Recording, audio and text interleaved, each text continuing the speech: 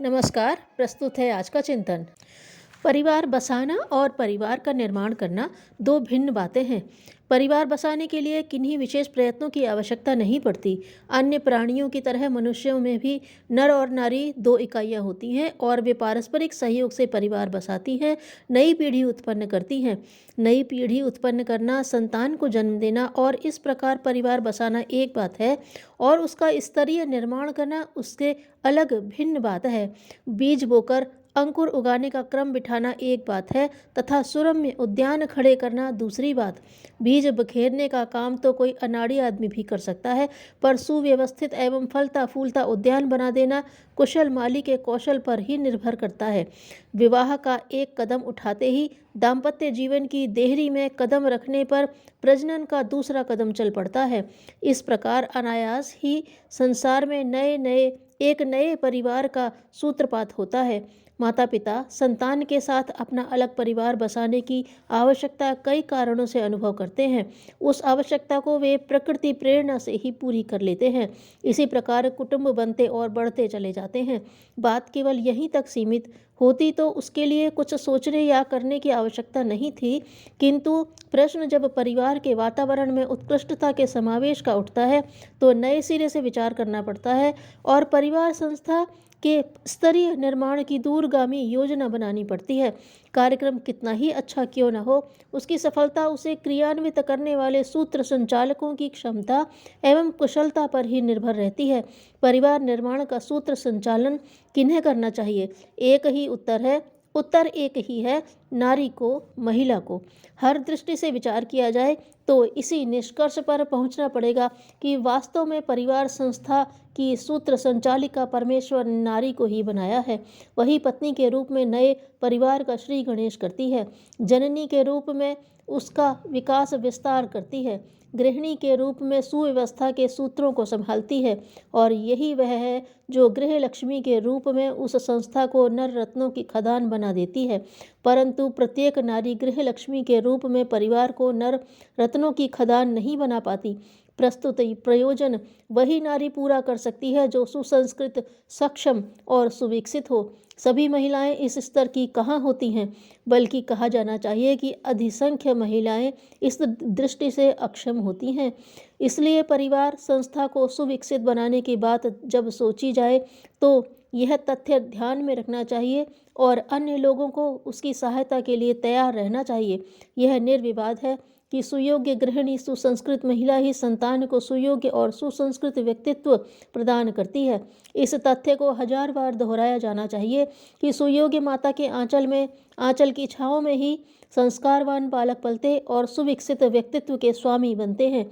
जैसे भी हो, बच्चों का पालन पोषण कर बड़ा कर देने की बात घर के लोगों को खाना बनाकर खिला देने और अन्य आवश्यक सेवाएं करने की बात अनगढ़ और असंस्कृत नारी भी कर सकती है और इतने मात्र से ही अपने कर्तव्य की इतिश्री समझ लेने वाली नारी परिवार निर्माण के लिए कुछ भी नहीं कर सकती।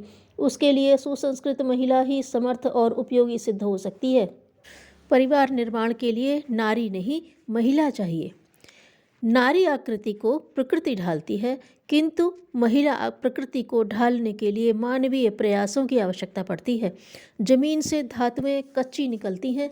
प्रयोग में आने योग्य स्तर तक पहुंचाने का शोधन कार्य कारखानों में कुशल इंजीनियरों द्वारा संपन्न होता है। आज की महती आवश्यकता महिला उत्पादन की है। इसके बिना परिवार संस्था में प्रगतिशीलता का समावेश नहीं हो सकता। परिवारों का स्तर यदि गया बीता ही बना रहा तो नर रत्नों की सुसंस्कृत नागरिकों के उत्पादन की संभावना समाप्त हुई समझी जानी चाहिए। सांचे ही टूटे फूटे, टेढ़े मेढ़े, तिरछे होंगे तो खिलौनों या पुर्जे किस प्रकार सही ढल सकेंगे।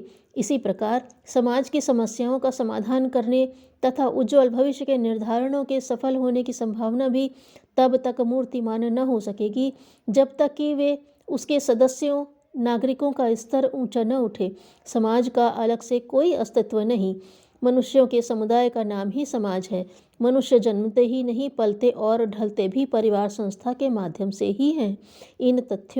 सभी तथ्यों पर विचार करने के विचार करने से एक ही निष्कर्ष पर पहुंचना पड़ता है कि परिवार संस्था का पुनर्निर्माण इतना आवश्यक है कि उसे अन्य समस्त निर्माण प्रयोजनों से प्राथमिकता दी जानी चाहिए।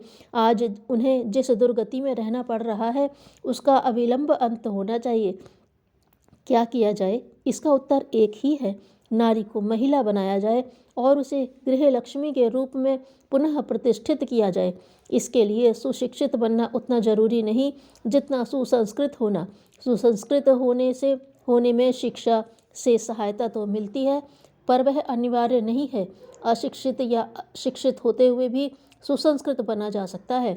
इसके विपरीत उच्च शिक्षित कहलाने वाले भी चिंतन और चरित्र की दृष्टि से निकृष्ट स्तर के हो सकते हैं। विशेषतया आज की स्कूली शिक्षा पर तो यह बात और भी अधिक लागू होती है। सुशिक्षितों में सुसंस्कारिता का अभाव देखते हुए इस निष्कर्ष पर पहुंचना पड़ता है कि शिक्षा और संस्कृति मिल तो सकती है, पर वस्तुतः वे दोनों एक दूसरे के सर्वथा भिन्न हैं। इसमें से जहाँ एक हो वहाँ दूसरी का होना आवश्यक नहीं। नारी शिक्षा के लिए चलते रहे प्रयत्नों की सराहना ही की जा सकती है, किंतु इतने से वह उद्देश्य पूरा नहीं हो सकता जिसे व्यक्ति और समाज के उत्थान पतन के केंद्र बिंदु परिवार का सुसंचालन करने वाली सुसंस्कृत महिलाओं का निर्माण संभव हो सके। इसके लिए अलग से प्रयत्न करने होंगे। गुण कर्म स्वभाव का समन्वय ही व्यक्तित्व है। परिष्कृत व्यक्तित्व ही सुसंस्कृत होते हैं। दृष्टिकोण और स्वभाव में उत्कृष्टता का समावेश ही नारी को महिला के रूप में विकसित करता है। महिला परिवार की कर्णधार है। एकाकी निर्माण तो कुशल इंजीनियर भी नहीं कर सकता, सहायक और साधन तो उसे भी चाहिए। इसी प्रकार महिला अकेली ही परिवार को सुधार दे ऐसा नहीं हो सकता। घर के अन्य लोगों का सहयोग एवं वातावरण बनाने के लिए आवश्यक साधनों की भी आवश्यकता रहेगी ही। विपत्तियों में मनुष्य परमात्मा के बारे में सोचने को बाध्य होता है। धन्यवाद।